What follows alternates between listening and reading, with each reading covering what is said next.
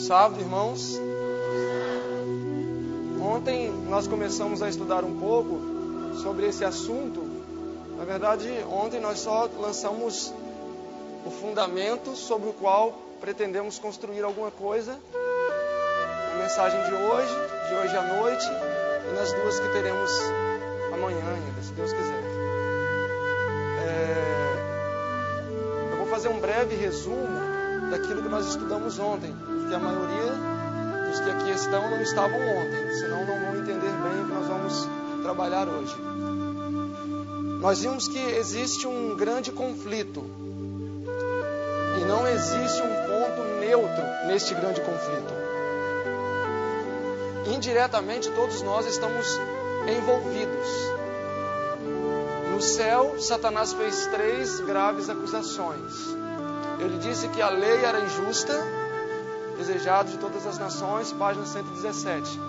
Ele disse que Deus era injusto por ter lavrado uma lei injusta, a qual não podia ser obedecida. História da Redenção, página 206. E ele disse também que Miguel não era Deus. História da Redenção, página 15. Estas acusações formaram o fundamento da ideologia política de Lúcifer no céu, a qual foi bem aceita. Houve receptividade ou não? Houve. Quantos por cento dos anjos aderiram a essa proposta política de Lúcifer? 1/3. Ou seja, quase a metade dos anjos passaram para o lado político de Lúcifer. Acharam que era necessário existir uma reorganização no universo, ou seja, uma reorganização na lei de Deus. Chega um momento então em que ele não pôde mais permanecer no céu, foi expulso para a terra. Chegando aqui, ele induziu Adão e Eva ao pecado. Ele induziu Adão e Eva ao pecado. Certamente não morrerás. Gênesis 3:4. E a palavra de Deus era o quê? Se comerdes do fruto, certamente morrerás. Gênesis 2:17. Então, a luta que teve início no céu em torno da lei de Deus prosseguiu na terra. Mensagens Escolhidas, volume 1, página 316. Eu estou dando as referências para depois quem quiser anotar. Então a luta em torno da lei de Deus prosseguiu na terra. E ele leva o homem então à transgressão. E aí começamos o grande problema, o qual foi transferido para a terra. A irmã White diz em Desejar de Todas as Nações, na página 117, lá no primeiro parágrafo, que quando Adão transgrediu a lei de Deus, Satanás disse: eis aqui a prova que a lei não pode ser obedecida. Era uma prova imaginária ou real? Real. Adão de fato havia quebrado a lei de Deus. Ele havia quebrado a lei de Deus. Ampliando esse pensamento, a irmã White, em Desejar de Todas as Nações, na página 761, diz: ao início do grande conflito, Satanás declarara que a lei não era justa e não podia ser obedecida, que a misericórdia era incompatível com a justiça. Quando o homem transgrediu a lei de Deus, Satanás exultou. Está provado, declarou ele, não é possível obedecer à lei de Deus. E desde então, Satanás tem sido justificado pelas criaturas que deveriam estar justificando a Deus. O pecado de Adão justificou Satanás, porque nós tínhamos 2 partidos. Quando Adão pecou juntamente com Eva, eles estavam dizendo: olha, este partido aqui é o correto. Realmente não é possível observar a lei. Ou seja, em algum momento a pessoa ou a criatura vai fazer o quê? Vai quebrar a lei. Isso vai acontecer em algum momento. E aonde tinha a prova?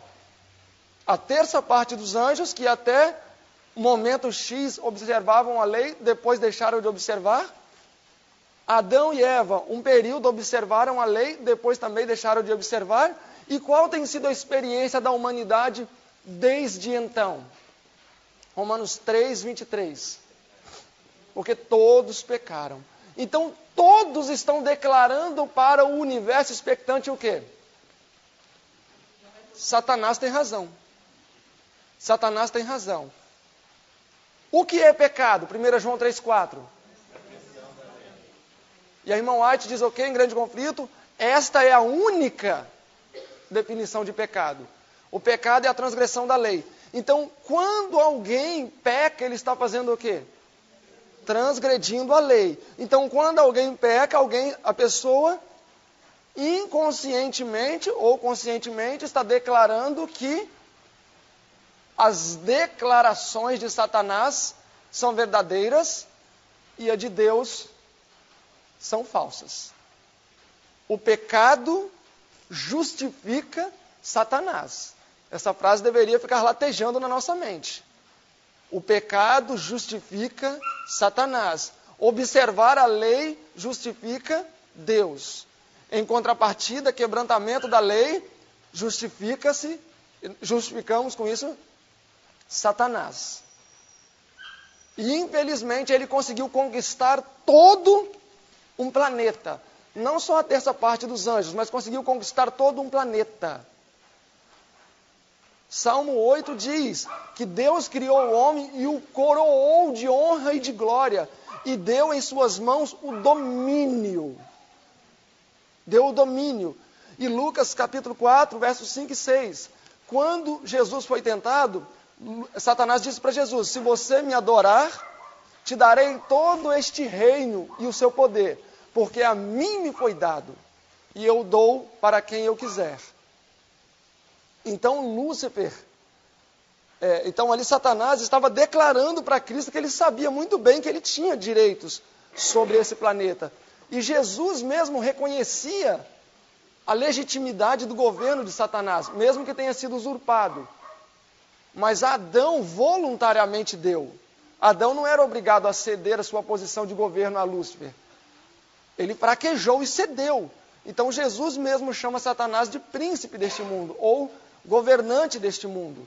Quando os filhos de Deus iam se apresentar a ele, quem ia junto nos representando? Satanás. Nós vivemos no mundo de Satanás. E quando Deus se deparou na situação de que a terça parte dos anjos não guardaram o seu principado, não se mantiveram fiéis à lei, Lúcifer também não, Adão e Eva também não, e toda a descendência humana também não, Deus foi colocado em uma situação delicada. Todo o universo passou a olhar Deus com um canto de olho. Por quê? Porque o partido em oposição ao governo de Deus era forte. A terça parte dos anjos havia sido conquistada. O ser humano havia sido conquistado. Era um partido crescente. E desde então, cada vez está crescendo mais. Porque cada vez mais a humanidade, criaturas de Deus, tem dito e demonstrado que quem está com a razão neste grande conflito? Satanás. Que Satanás está com a razão. A própria igreja que deveria reivindicar o nome de Deus, o que diz muitas vezes? Que Satanás está com a razão. Então Deus espera em quem? Senão em um povo que vai alcançar a meta que ele espera que seja alcançada. E essa é a nossa missão. O Desejar de Todas as Nações, na página 758, diz assim: o arqui-inimigo se revestiu de tal forma com o engano que nem mesmo os anjos santos perceberam os seus ardilosos planos. Nem mesmo os anjos. A outra parte, tanto que na página 761 do Desejado diz que existia o que entre eles? Amizade, afinidade com os anjos do céu. Com os anjos do céu existia amizade, simpatia, porque se tem simpatia, tem amizade. Entre os anjos caídos, a oposição, e os anjos celestiais. O engano foi muito grande. Então, o que acontece? no Desejado, ainda na página 759, diz assim: por isso Deus concedeu tempo a Satanás, para que ele desenvolvesse os princípios do seu governo, a fim de que todo o universo contemplasse. Por 4.000 anos, ela segue dizendo, Cristo trabalhou pelo reerguimento da raça humana, ao passo que Satanás trabalhou pela sua destruição. E o universo expectante acompanhava o desenrolar de todos os eventos. Então Deus permitiu que o governo de Satanás se expandisse para ficar bem claro para os seres celestiais não caídos qual seria o fim do governo de Satanás. Qual seria o fim? Por isso Deus condescendeu em permitir que ele desenvolvesse o seu governo nesse planeta. Eu sei que tudo isso parece muito sério, né? E soa até como inverídico, mas eu sei que eu não estou falando nenhuma novidade para vocês. E se for novidade, depois vocês podem ler esse capítulo, o capítulo Está Consumado, que tem tudo isso aí lá. Está consumado. Então Deus tolerou Satanás para esclarecer o universo. Até esse ponto, ficou claro para todo mundo? Podemos avançar então? Ok. Mas Jesus veio e observou a lei perfeitamente. E aí, enfim, nós encontramos o fim da tirania de Satanás. O Desejado de Todas as Nações, nas páginas 761, diz: Satanás teve a sua administração exposta. Matando o Filho de Deus, demonstrou ser um homicida e desarraigou-se das simpatias dos anjos celestiais. Estavam rotos os laços de simpatia que existiam entre Satanás e os anjos celestiais. Quando isso aconteceu? Na cruz. Então a cruz... Oi? Lá na cruz isso se rompeu. Na cruz, até a cruz existia simpatia entre os anjos de Deus e os anjos de Satanás. Até a cruz. –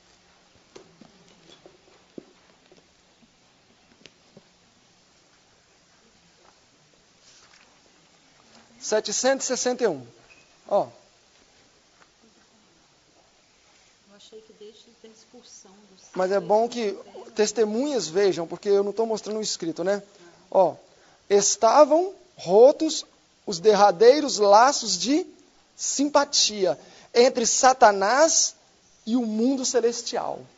Então, até a cruz existia ainda simpatia, afinidade, aproximação. Tal foi o engano. Vamos ver isso aí biblicamente. Vamos começar aqui então Vamos começar em Colossenses. Vamos ver uns versos e vamos ver isso biblicamente. É bem fácil no espírito de profecia, mas nós precisamos dar razão da nossa fé aqui também. Todos estão lá? Colossenses.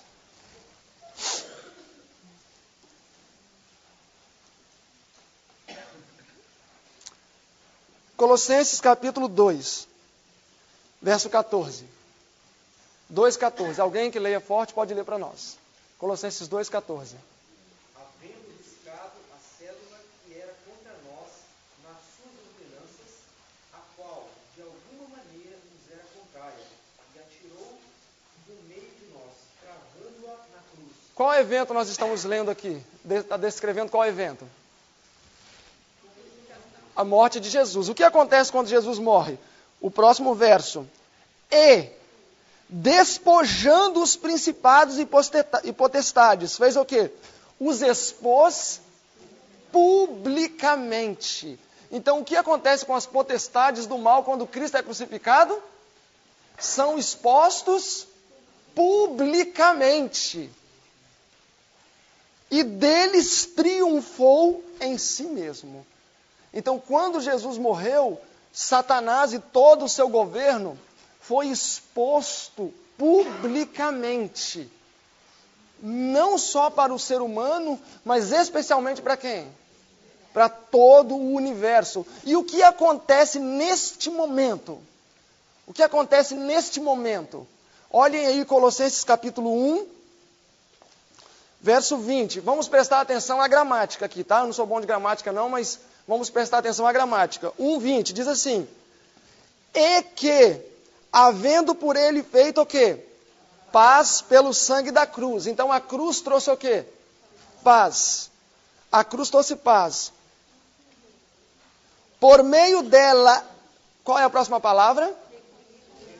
Reconciliar-se consigo mesmo, com Deus, todas as coisas. Tanto as que estão na terra, como as coisas que estão no céu. Então o sangue de Cristo reconciliou as coisas que estão na terra e as coisas que estão no... Vocês perceberam aqui que não é reconciliação de céu e terra? Mas está dizendo que Deus, através de Cristo, reconciliou o céu e reconciliou a terra.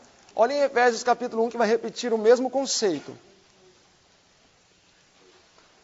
Efésios 1, todos estão lá? Verso 7. Em quem temos a redenção pelo sangue, a remissão de ofensas, segundo a sua graça. E aí, sangue, morte de Jesus. Verso 10. De tornar a fazer o quê? A congregar em Cristo todas as coisas, na dispensação da plenitude dos tempos.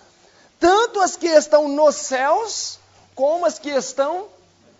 Vocês viram com clareza que Deus aqui está falando que através do sangue de Cristo, Ele uniu o que havia se rompido no céu e também uniu o que se havia se rompido na terra? São duas coisas. Então o sangue de Cristo, meus irmãos, não foi simplesmente derramado por nossa causa. A irmã White diz assim, em Sinais dos Tempos, eu não tenho aqui de memória a referência, mas eu posso depois, quem quiser pegar. Diz assim: a eficácia da cruz não é somente para o homem. Os anjos não estariam em maior segurança antes dela do que estavam antes da rebelião de Lúcifer. Então, a morte de Cristo é uma segurança perpétua e completa para todas as eras. Qual é a garantia que o mal não se levantará por uma segunda vez? A cruz. A cruz é um marco na história da vasta criação de Deus. Então a cruz, meus irmãos, uniu o céu e a terra. Na cruz, Satanás foi expulso pela segunda vez. Lucas 10:18 diz: eu vi Satanás cair do céu como um raio, disse Jesus. Mas ele já tinha caído há 4.000 anos. Apocalipse 12 apresenta a queda de Satanás em duas etapas. Houve batalha no céu e o dragão foi expulso juntamente com seus anjos. E aí, novamente, mais embaixo diz: eles o venceram pelo sangue do Cordeiro. Quando é que os anjos e os homens venceram Satanás pelo sangue do Cordeiro? Na cruz, sangue derramado. E Satanás desceu até a terra e tem ira. Por quê? Porque na morte de Cristo ele ficou restrito à terra. Até então ele vagueava por aí, mas na morte de Cristo ele ficou restrito à terra. O diabo desceu a voz e tem grande ira, sabendo que pouco tempo resta.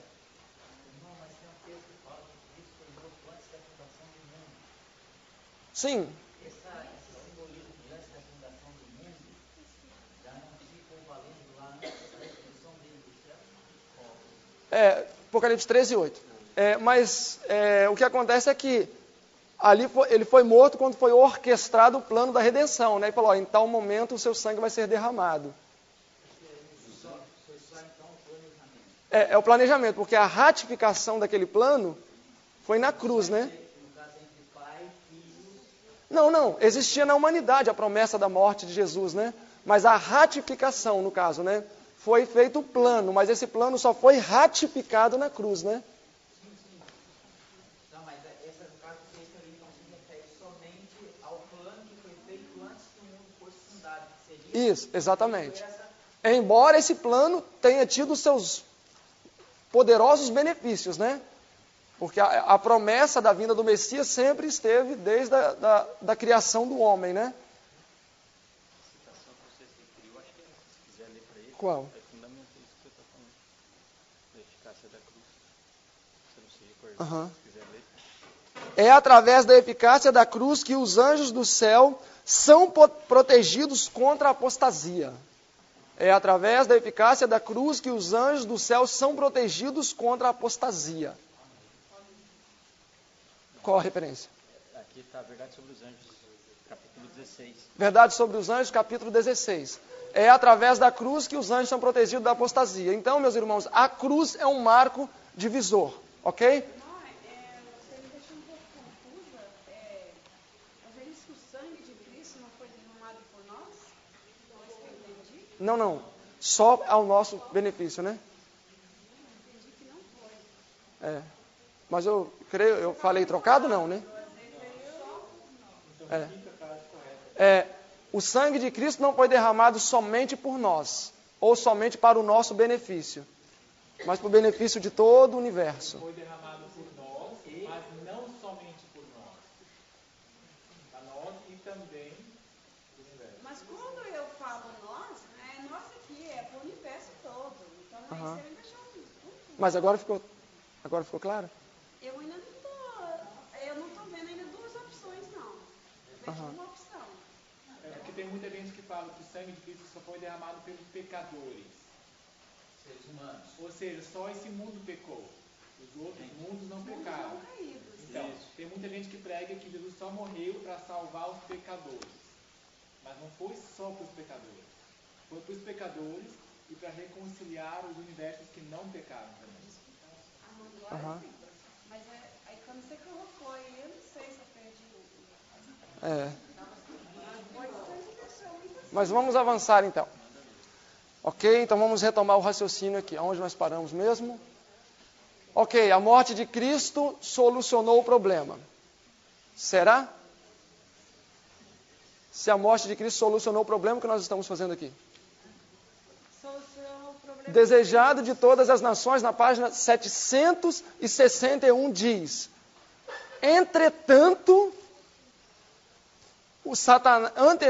Satanás não foi destruído, pois os anjos não perceberam nem mesmo aí, na morte de Cristo, tudo o que se achava envolvido no grande conflito.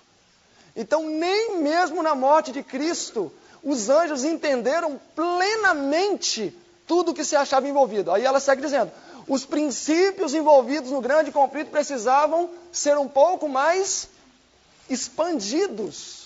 Então, nem mesmo na morte de Cristo ficou tudo 100% esclarecido. Desejado de todas as nações, página 761. Entretanto, nem mesmo aí, na morte de Cristo, Satanás não foi destruído. Porque nem mesmo aí os anjos perceberam tudo que se achava envolvido. Essa semana a gente fez a meditação de manhã, está em elementos finais, mas eu não lembro qual o livro que fala. Que fala que o sacrifício de Jesus na cruz, o derramamento de Jesus ali, foi a grande vitória de Jesus e a destruição de Satanás. A partir daquele momento, o ser humano passou a ter ligação direta com o céu. Então, o passo nosso agora é o que a gente vê, com a morte de Jesus, é um caso, nós estamos salvos com isso? Sim, a salvação é garantida para todos. A nossa ligação agora é direta, agora vai o nosso esforço. Basta nos acessar, né? O pessoal da primeira fileira pode ficar com torcicolo. Se tivesse para trás de Cristo, eles podem chegar.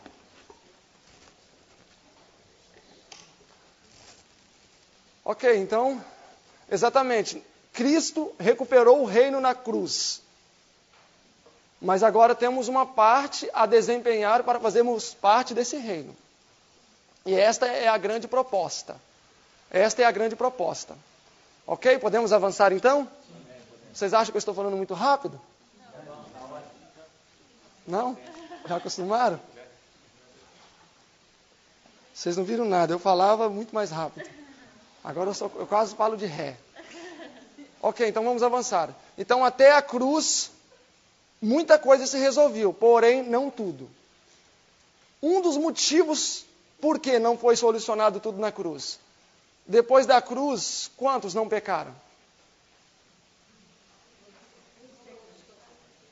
Todos continuaram pecando. Que não, talvez não pecaram uma vida toda, que nós não podemos falar isso, mas Paulo diz o quê? Todos pecaram. Todos.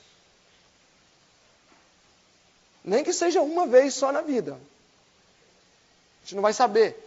Não conhecemos todo mundo. Mas todos pecaram. E por causa disso, o que Deus precisa fazer?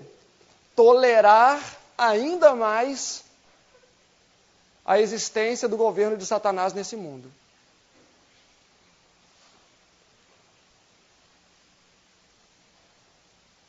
Deus nos deixou exemplos práticos, meus irmãos. Muitos exemplos práticos. De homens que alcançaram o ideal que Ele estabeleceu para a humanidade. E estes homens é-nos dito nas Escrituras, que eles são um exemplo que aqueles que vivem nos últimos dias necessitam seguir. Nós temos, por exemplo, a experiência de Enoque. Enoque exemplificou na sua vida prática, familiar, social, aquilo que Deus espera da última geração, deste grupo, 144 mil. Comentando aqui a irmã White aqui no livro Patriarcas e Profetas, da página 85 à página 88, ela faz um apanhado da vida de Enoque.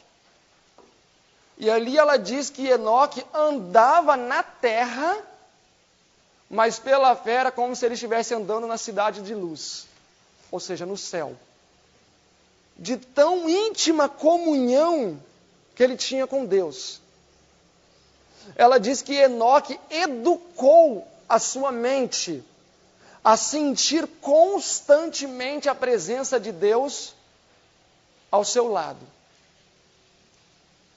Ele vivia junto a pessoas, junto com os pecadores. Mas de tempos em tempos, ela diz que ele separava-se em algum retiro da montanha e passava ali muito tempo em oração, com sede daquele poder que só vem do alto. E quando ele saía desses retiros de oração, as pessoas viam o seu semblante brilhando. E aí no último parágrafo da página 87, ela diz assim: o caráter de Enoque representa o caráter que Deus precisa ver naqueles que viverão nos últimos dias. Ela fala assim que Enoque era um homem santo, separado do pecado. A sua conversa era uma conversação santa. Sua vida era uma vida santa. Ele passava dias retirado pelas montanhas, em algum lugar, enchendo-se daquele poder que nós precisamos estar cheios. Foi trasladado vivo. O Senhor o tomara para si. Nós temos outro personagem também que tipifica a última geração, Elias. Profetas e Reis, página 116, último parágrafo diz: Israel havia se apartado dos estatutos do Senhor. E em meio à apostasia, Deus se preparava para enviar um dos mais poderosos dos profetas, Elias o Tesbita. Um dos mais poderosos de todos os profetas. Elias o Tesbita. E quem era Elias? Quem era Elias? A irmã White, no mesmo Patriarcas, no Profetas e Reis, na página 119, ela diz assim: Elias vivia nas montanhas de Gileade. Era um homem que não ocupava nenhuma alta posição na vida. Tinha vida simples, porém a sua vida era devota à reforma. Elias era um homem simples. E Deus o usou poderosamente. Irmão White, nos testemunhos, diz que Elias representa também a última geração.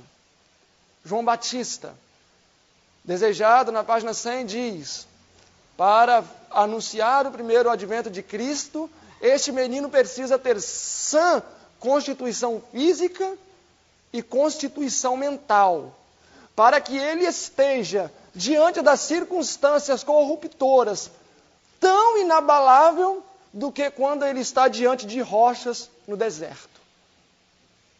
Por isso ele deveria ter uma santa constituição.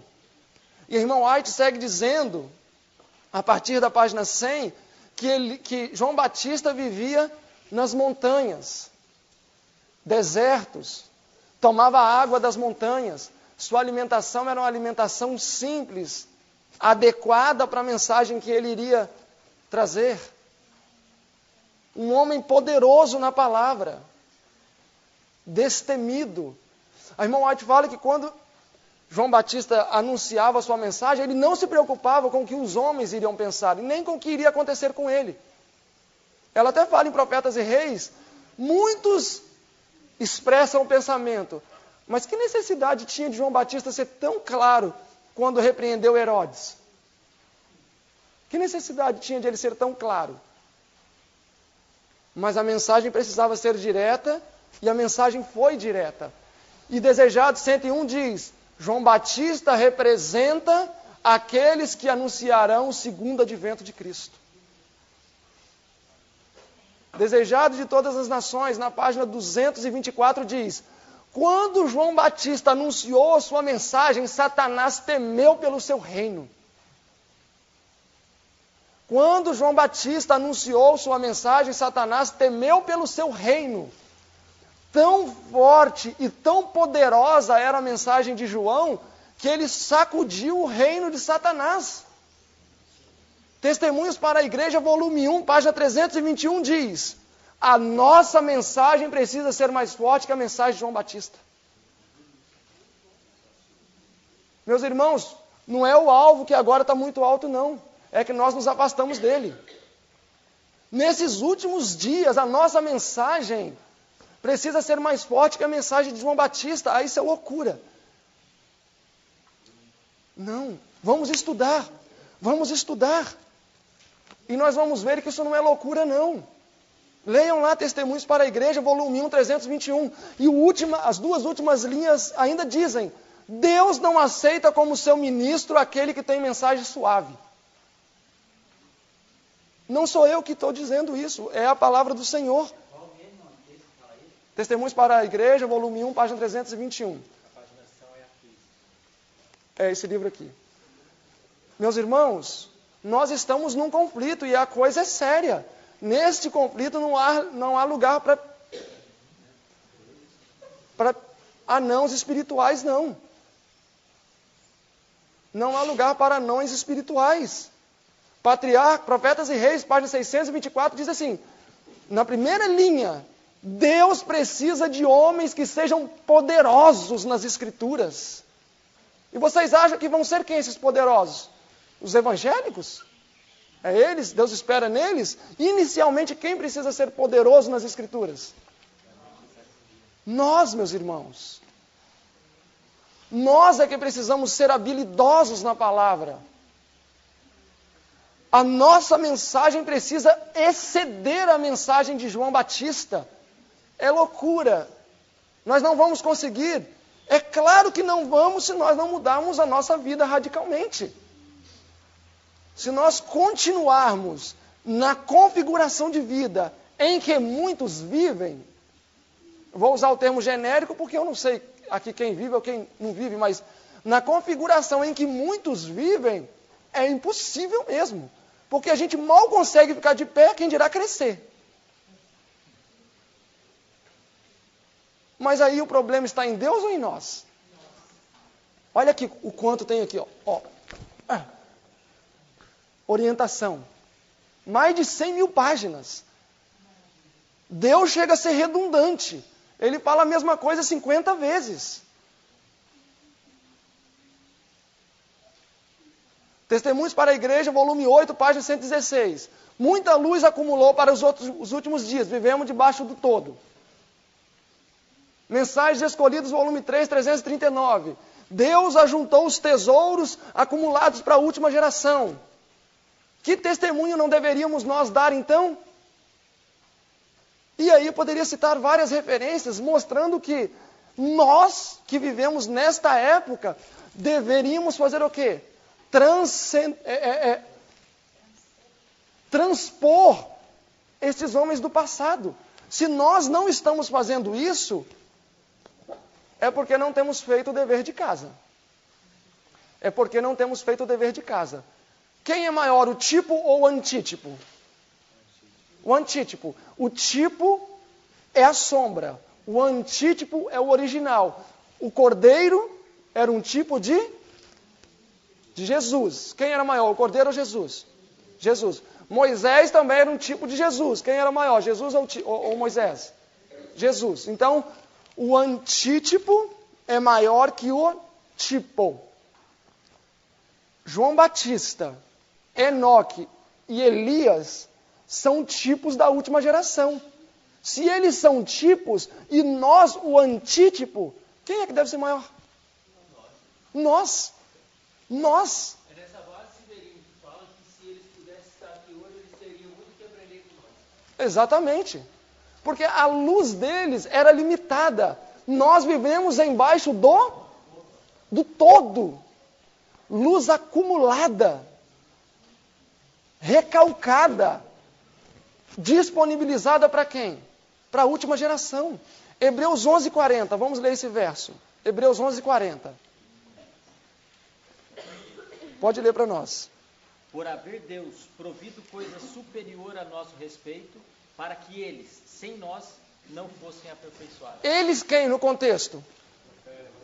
Os heróis da fé, os campeões dos campeões. Ali, ó, Galeria da Fé, capítulo 11. Mas eles, sem nós, não serão aperfeiçoados. Será que nós temos uma responsabilidade? Ou será que nós nem sabíamos que tínhamos uma responsabilidade séria?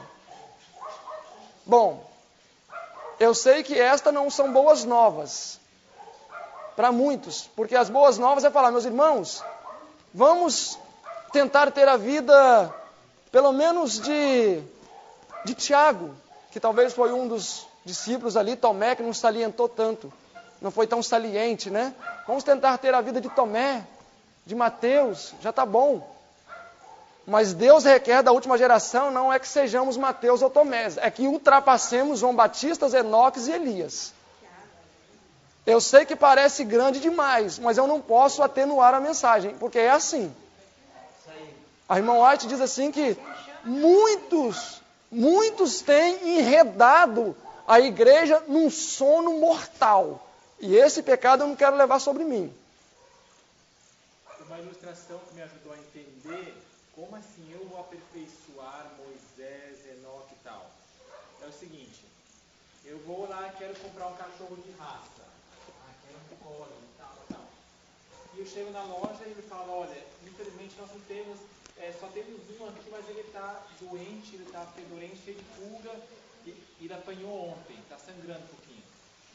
Não, mas eu quero lá ver porque eu quero ver se ele consegue fazer a pirueta e pular do jeito que eu quero, se ele obedece, se ele senta, ok.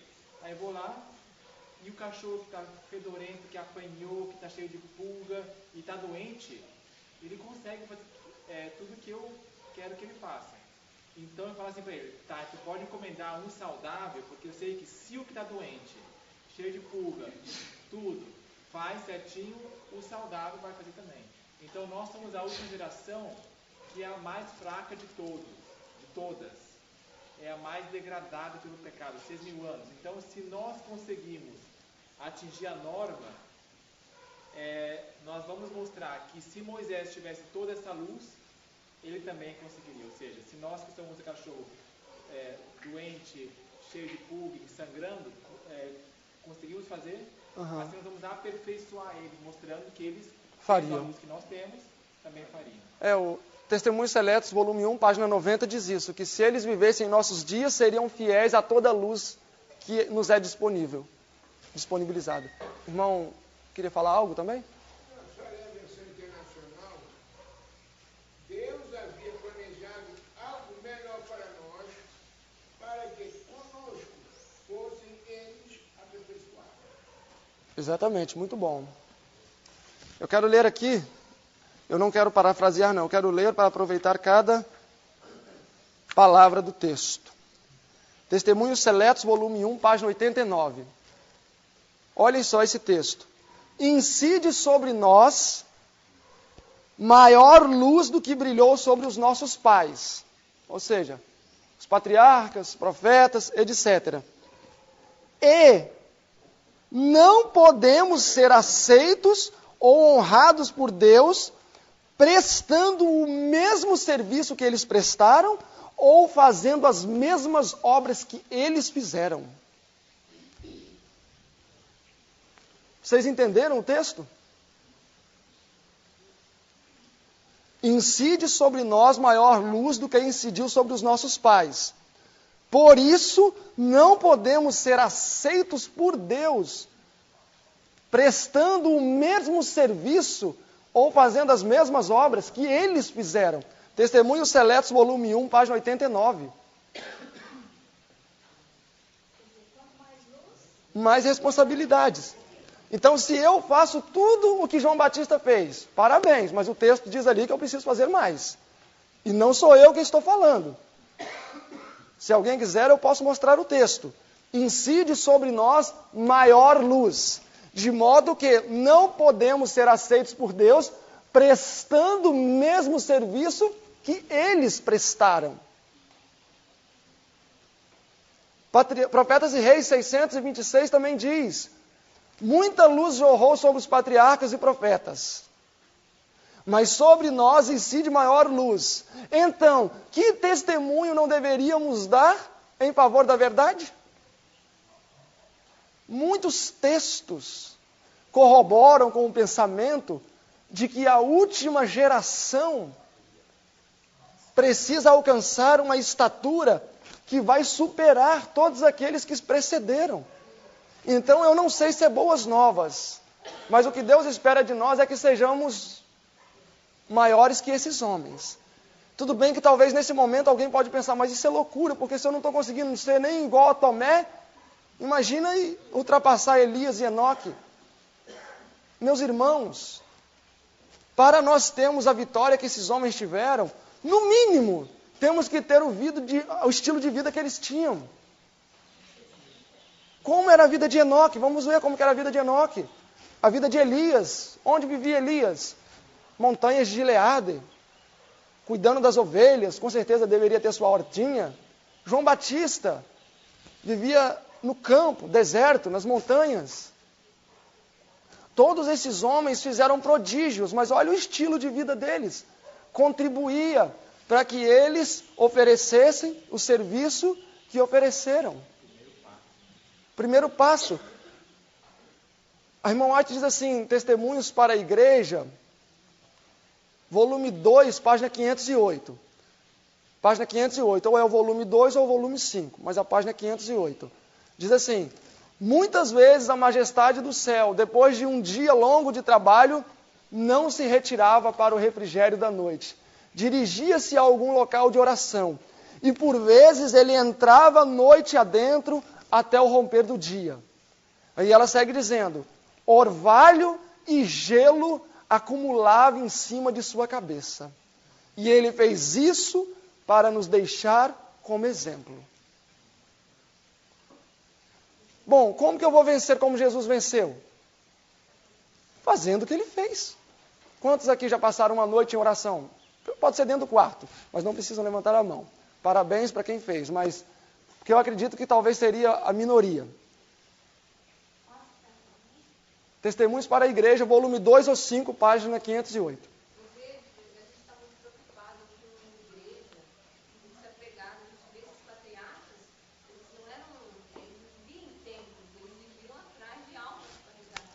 A mensagem. Ele se consagrando, o próprio Jesus, ele tirava tempo para ele se consagrar, para depois fazer seu trabalho. Exatamente. E ele fez para nos deixar como exemplo. Então, o que acontece é que eu quero ter os músculos do fisiculturista, mas eu não quero derramar o suor que ele derrama. Olha, dizem que o pop rock é dividido em duas partes, né? De um lado tem Michael Jackson e do outro lado tem o resto. Porque ele foi o maior dançarino pop rock. Muita gente invejava ele. Mas sabem quantas horas ele treinava diariamente até a sua suposta morte? 8 horas por dia. Então é fácil ver ele dando aqueles passos lá né? Aqueles passos doidos lá. Agora, quantos se esforçaram tanto quanto ele se esforçou? Ninguém. Então, queremos ter os músculos, mas não queremos derramar o suor. Queremos ter a linda horta, mas não queremos plantá-la. Queremos ter a vida de Jesus, mas não queremos viver em conformidade com a tal. Então, é impossível, meus irmãos, termos vigor espiritual que excederá esses homens se o nosso estilo de vida não for superior ao deles. É impossível. É uma utopia, isso não vai acontecer.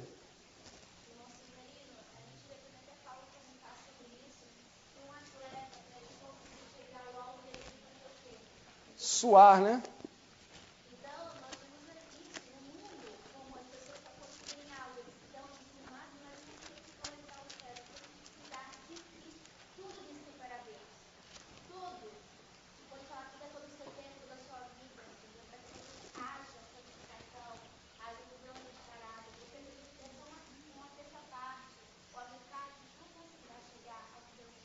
Exatamente.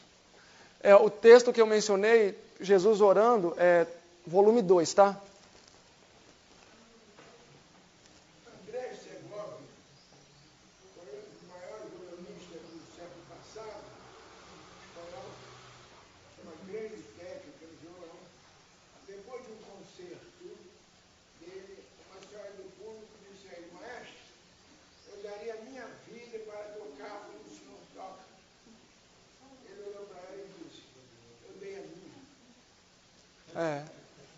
Ele deu a dele, exatamente. Então, meus irmãos, se incide sobre nós maior luz, é sinal que nós temos mais responsabilidade. Se tem maior luz e maior responsabilidade, mais seremos cobrados. Então, nós temos um longo dever de casa. Nós temos um alvo a alcançar, uma meta a atingir. E Deus nos chama para essa grande obra. Incide sobre nós maior luz do que incidiu sobre os nossos pais, de modo que não podemos ser aceitos por Deus prestando o mesmo serviço que eles prestaram ou fazendo as mesmas obras que eles fizeram. Então nós precisamos colocar João Batista e companhia no bolso. Isso é o que Deus espera de nós. Meus irmãos, a batalha que diante de nós está é muito grande.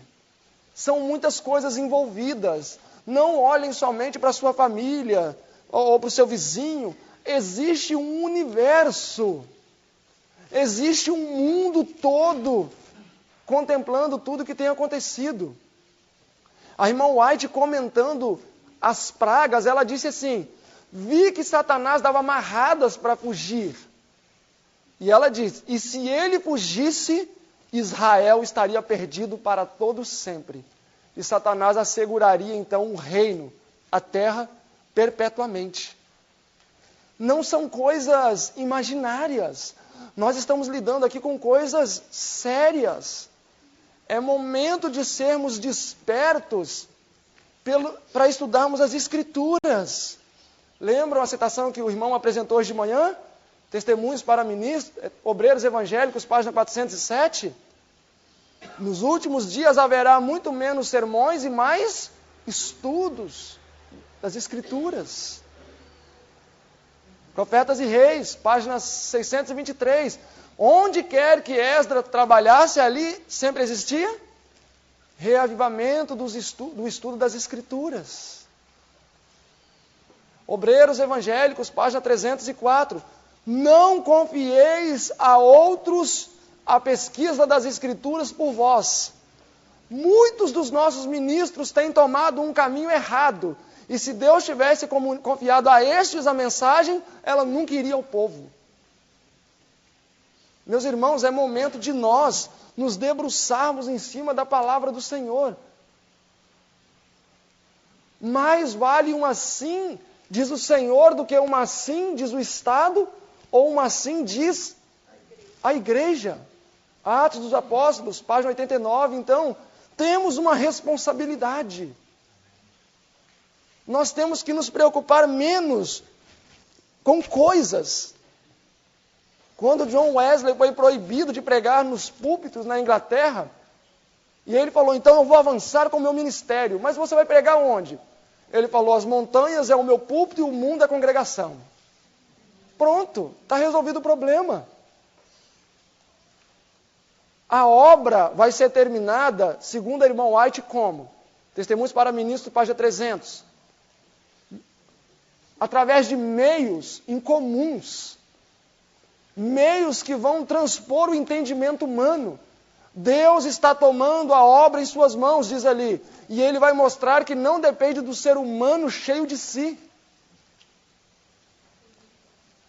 Meus irmãos, nós temos uma missão.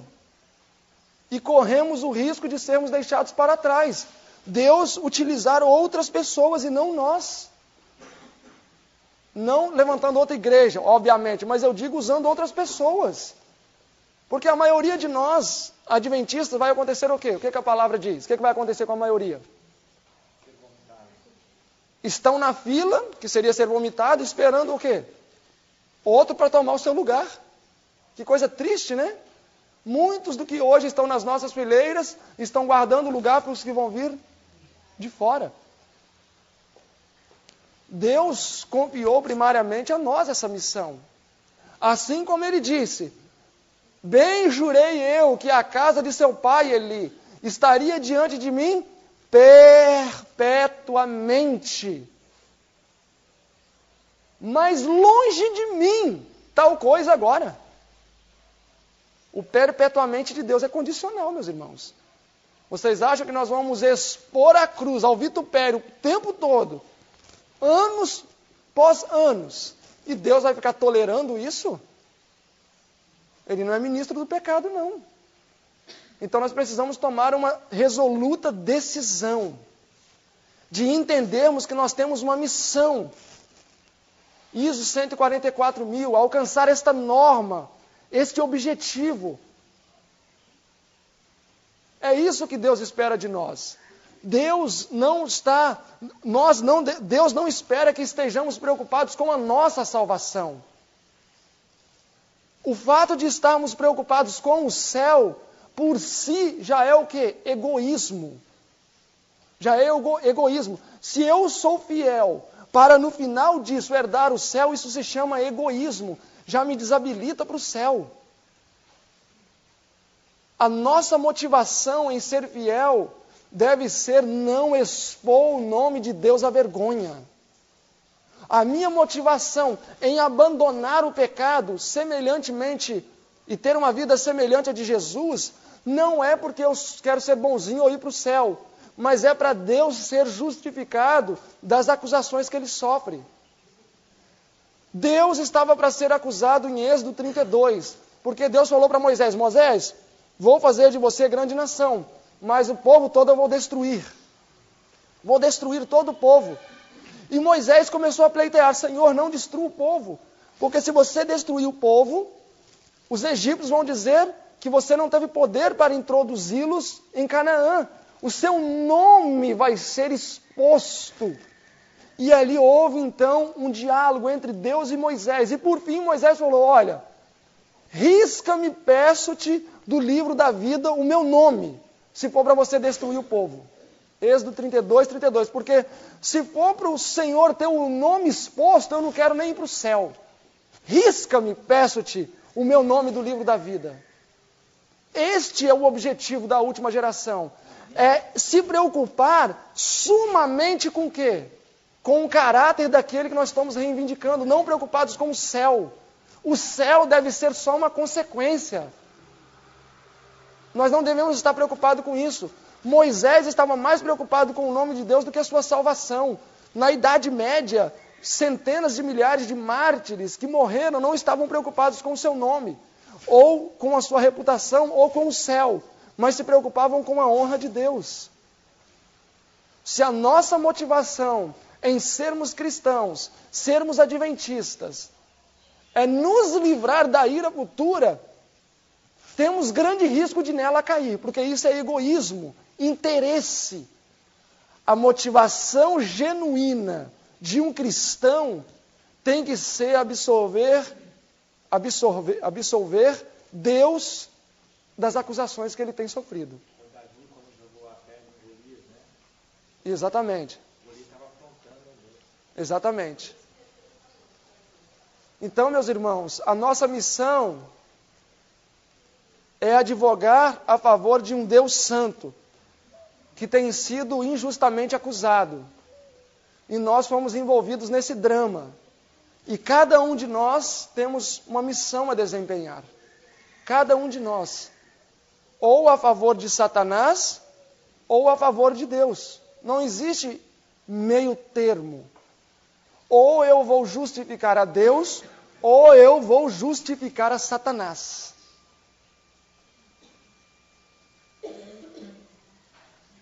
É por isso que a irmã White diz, em Cuidado de Deus, página 110.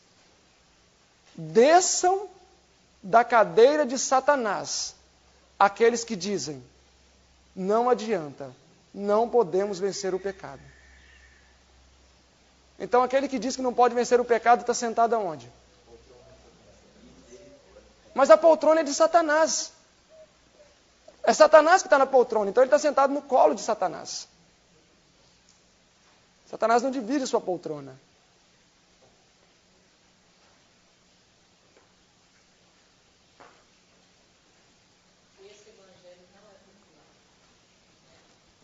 Esse evangelho não é popular. John Wesley escreveu um livro sobre santificação. E o rei da Inglaterra se incomodou muito com esse livro. E mandou chamá-lo. E ele foi lá. E o rei falou que aquele livro era uma mentira por isso, por isso e por isso e por isso. E aí ele falou, o que você tem a dizer em sua defesa, John Wesley? Ele falou assim, ele fez uma pergunta. Quais benefícios o pecado tem te trazido, rei? Porque você defende ele com tanta veemência? Hoje, quando você defende uma vida santa, você é marginalizado. Quando você defende que nós vamos pecar, adulterar, fornicar, você é aplaudido. Não há uma inversão de valores aqui? Não há uma inversão de valores? Se você diz assim, os nossos filhos, as nossas filhas, não devem casar grávidas. Isso é pecado. Isso é quebrantamento da lei. Isso é terrível e tal. Você é radical. Não, irmãos, a gente vai pecar até o final. É assim mesmo. Não tem problema não. Isso aí é normal. Isso aí é pecado. Está em nós. Agora, quando você fala que o certo é não ter essas práticas, aí não, aí você está errado. Não existe uma inversão de valores? Será quem que está por detrás disso? Quem foi o primeiro a dizer que a lei não pode ser obedecida? Lúcifer. Meus irmãos, tomemos cuidado para não sermos luciferianos, como muitos têm se demonstrado. Ser luciferiano não é ser da religião de Satanás, não, sinagoga de Satanás que existe. Eu posso ser um luciferiano por excelência, sendo um adventista, um assembleano ou qualquer outra denominação. Ser luciferiano é defender a ideologia política dele. E a ideologia política dele é que a lei não pode ser obedecida.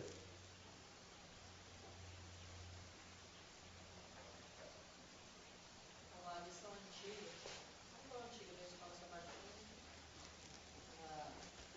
graça não é licença para pecar. Graça é o poder de Deus para não pecarmos. Faz uma confusão nessa questão de, estamos na graça. Exatamente. Então, meus irmãos, tomemos como exemplo a história de Moisés. Tomemos como exemplo a história de Moisés, que preocupou-se mais com a honra de Deus do que a própria salvação. O assim diz o Senhor era o que estava acima de tudo para Moisés. E Ele espera que alcancemos este mesmo nível. Ou, na verdade, ultrapassemos este nível.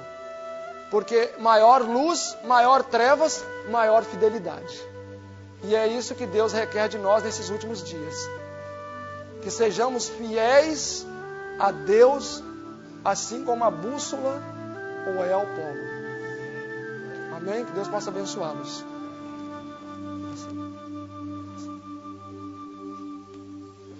Vamos fazer uma oração então, meus irmãos.